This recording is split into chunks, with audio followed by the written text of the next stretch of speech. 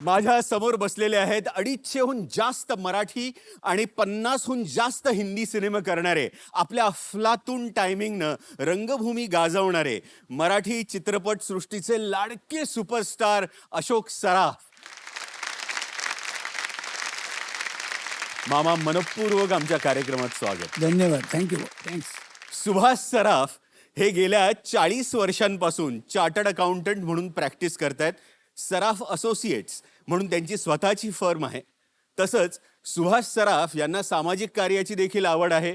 Goa Hindu association या संस्थेचे vice president म्हणून ते गेली बरीच वर्ष काम बघतायत. खूप खूप स्वागत.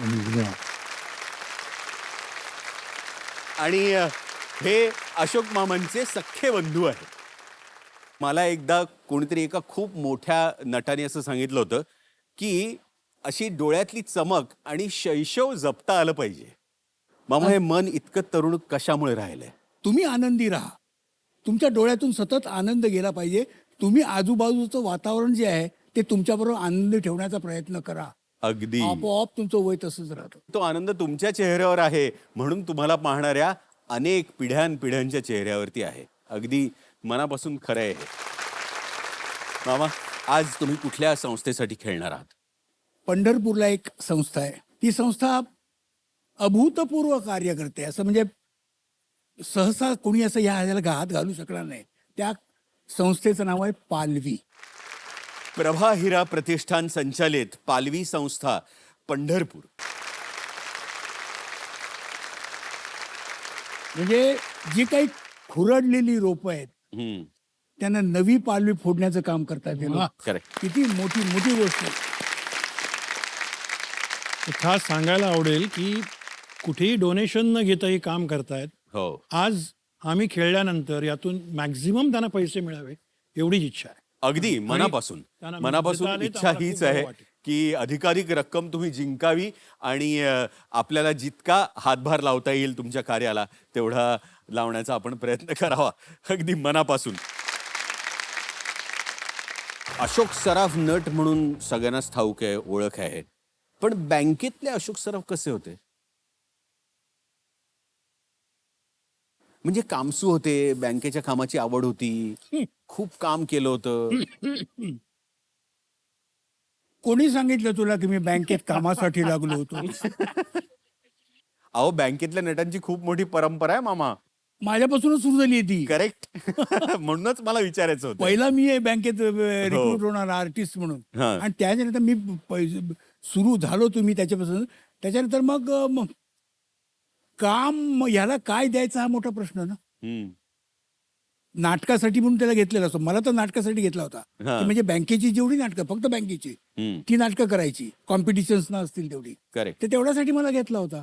बरं, माझा हेतू नोकरी करण्याचा नव्हताच कधी. हम्म. मला नाटकच करायचं होतं, मला सिनेमाच करायचा होता. म्हणजे मला माझ्या लोकांनी म्हणजे माझ्या डिपार्टमेंटच्या लोकांनी इतकी मला मदत केलेली आहे की त्याला तोड नाहीये. कारण मी कधीही यायचो. मी 2 वाजता येऊन मी मस्टर साईन केलेलं आहे. आत्ता आलो असं दाखवत 2 वाजता एंट्री घेऊन बँकेत ते पण केलेलं आहे. 2 वाजताच मी 15 मिनिटांनी जाऊन मी 6 वाजता गेलो असं दाखवलेलं आहे. माझी इनिशियल पण केलेली आहे डिपार्चर आमच्या ऑफिसरने. त्यांनी मला बोलवलं एकदा केबिनमध्ये बोलवलं. म्हणजे आमचे मोठे साहेब होते. हम्म. हां, काय झालं? माझी ना सारखी मेडिकल सर्टिफिकेट जायची ओह, अच्छा. की आज आजारी आहे, हे झालं ते झालं. एवढं झालं की शेवटी माझे जे डॉक्टर होते त्यांनी सांगितलं, बघ आता तुला फक्त 2च रोग लिहायचे राहिलेत. हम्म. बाकी सगळे रोग लिहून झालेत की या रोगाने आजारी आहे म्हणून. ते 2च रोग राहिलेत. एक म्हणजे कॅन्सर आणि दुसरी प्रेग्नन्सी.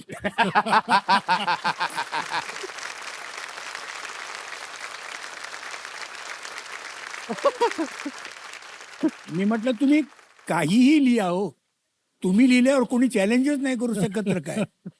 तर ते त्याने मी सारखी माझी हे जायची सर्टिफिकेट जायची. दर 15 दिवसांनी सर्टिफिकेट यायचं. हा. तर आमच्या साहेबांनी मला बोलवलं, या काय आजारी होतात वाटतं? म्हटलं "हो." नाही, तुमची सर्टिफिकेट बघतो मी सारखी येऊन जाऊन. का ताप आला होता? नाही. काय झालं होतं मग रोगराई झाली एवढं काय झालं होतं नाही ते काय नाही म्हणजे काय असं मला काय बोलताच येईना काय बोलू ठातर मात्र काय ते नाही ज्या वेळेला हां ठीक आहे जा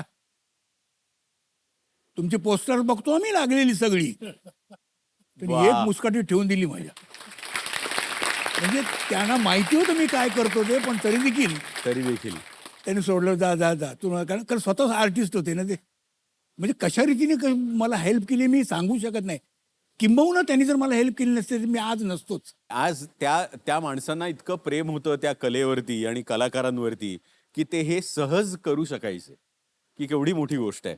मला पुन्हा एकदा माझा मोह आवरत नाहीये नाटकाचा प्रश्न विचारायचं. प्रेमा तुझा रंग कसा तेव्हा काय किस्सा घडला होता?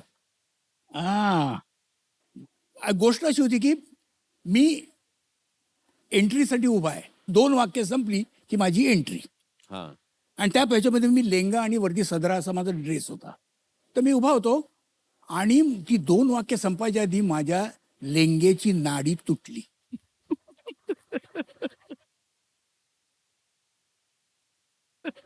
तुटली आणि लेंगा खाली आणि आता एंट्री आहे. एंट्री आहे आता 2 वाक्यानंतर आणि मी फटकन लेंगा उचलला आता काय करा मला आता असं धरून कसा एंट्री घेणार आता काय करू मला मी इकडे तिकडे कोणी नाही आजूबाजूला आईला आता एंट्री अरे वाक्य संपतं वाक्य येते आणि मी असं करता मी सहज वरती बघितलं तर तो फ्लॅट सीन होता ना माझा त्या फ्लॅट सीनवर एक सुंब होता मी सुंब घेतला लेंगा बांधला आणि मी सगळा पुढचा अंक केला त्याचा. अच्छा मला एक कळत नाहीये ते सगळं झालं असताना आजूबाजूला लग्न स्वच्छता सगळी असताना त्या फ्लॅट सीनवर सुंब कोणी ठेवला पहा मी तर नाही ठेवलं कोणाला माहित नव्हतं म्हणून ठेवलेलं नाहीये किती गोष्ट झाली म्हणून कोणी ठेवलेलं नाहीये तो आला कुठून आणि त्याच वेळेला माझं तिकडे लक्ष जावं आणि तो सुंब दिसावा आणि तो मी शपथ. बांधावा आणि नाटलं सगळं पुरं नाही तर काय म्हणजे नामुष्कीची गोष्ट तर नाही ते मला पडदाच पाडावा लागला असतं त्यावेळेला आपण रंग देवता म्हणतो ना. हो बरोबर त्यातच मग पुढे खरंच देवता आहे हो आयत्या वेळेला तुम्हाला ती विसरायला पण लावते आता आयत्या वेळेला तुम्हाला ती ब्लँक आठवतं पण सुद्धा. करते हो. कधीतरी वाक्याचं फापडून टाकतो तुम्ही कसं हो. ती करते सगळं आपण काही नाही आपण कोण नाही हे मी त्या प्रसंगाने शिकलो अगदी तुम्ही कोण नाही आहेत तुमच्या मागे आणि तुमच्याकडनं काही हे घडवलं जातंय. अशोक सराफ यातल्या नटाचा पाहिजे तसा वापर केला नाही असं तुम्ही नेहमी म्हणता त्याचं काय कारण आहे? नाही केला नाही हे निश्चित पण असं मी नाही म्हणत आहे मी नक्कीच म्हणेन की पूर्ण क्षमतेने अशोक मधल्या सगळे जे पोटेन्शियल्स आहेत त्याचा वापर केला गेला नाही कारण आता उदाहरणार्थ एक त्याचा सिनेमा जो एवढा बाहेर लोकांना माहित नाहीये भस्म हो त्याच्यामध्ये जे अशोकनी भूमिका केली होती अप्रतिम आणि माझा असं वाटतं की तो विनोदी भूमिका ही अत्यंत सिरियसली करतो हे लोकांना माहित नाहीये म्हणूनच तो उत्तम विनोद होतो. खरंय.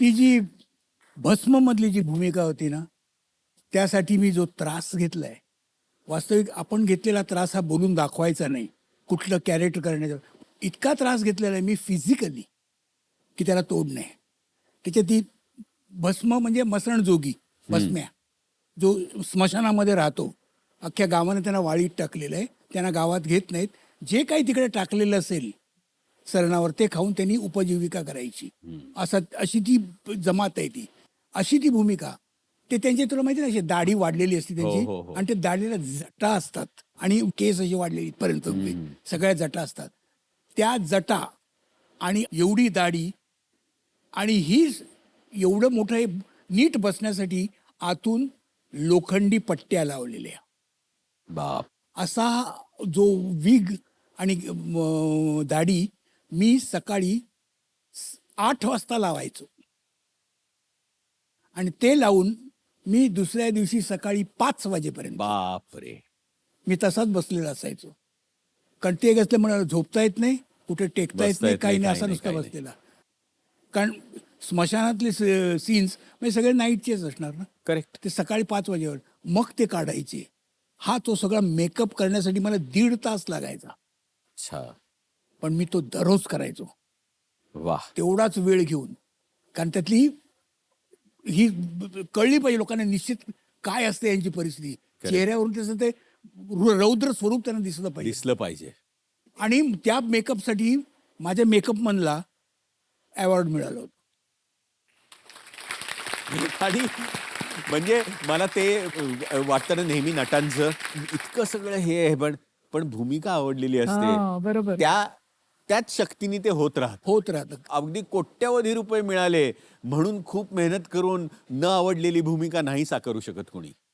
काय तेच होतं ना. तसं असतं तर मी आज कुठे असतो रे. मामांच्या लहानपणाबद्दल काय सांगाल सुभाष? यांचं लहानपण म्हणजे एकदम साधं, असं कुठेही मोठं असं काही नव्हतं, पण एकच ध्यास होता. नट. तो नटच. अभिनय अभिनय आणि अभिनय याच्याशिवाय दुसरा ध्यास नाही. म्हणजे शाळेत जायचं, कॉलेज सगळं केलं, पण तो अभ्यास तेवढ्यापुरती पास होण्यापुरती येणं. पण जे करायचंय पुढे ते अभिनय. त्यामुळे वयाच्या 10व्या वर्षी त्यांनी स्टेट कॉम्पिटिशनला काम केलं. अच्छा. संगीत संशय कल्लोळ ही त्यांचं पदार्पण. त्यामुळे नंतर आमच्या बाजूला गणेशोत्सव म्हणजे व्हायचे, तिथे अशोक सराफ हे म्हणजे एक ठप्पा झाला होता की बाबा हे असल्याशिवाय ही नाटकं होणार नाहीत. गेली नंतर 5-6 वर्ष. आणि ते बघून आमच्याच बिल्डिंगमध्ये राहणारे कुद्याडी म्हणून होते, त्यांनी त्यांना बँकेत बोलवून घेतलं आणि तिथे ते बँकेत नटांना काम देणं हे सुरू झालं. आणि म्हणतात ते बरोबर आहे.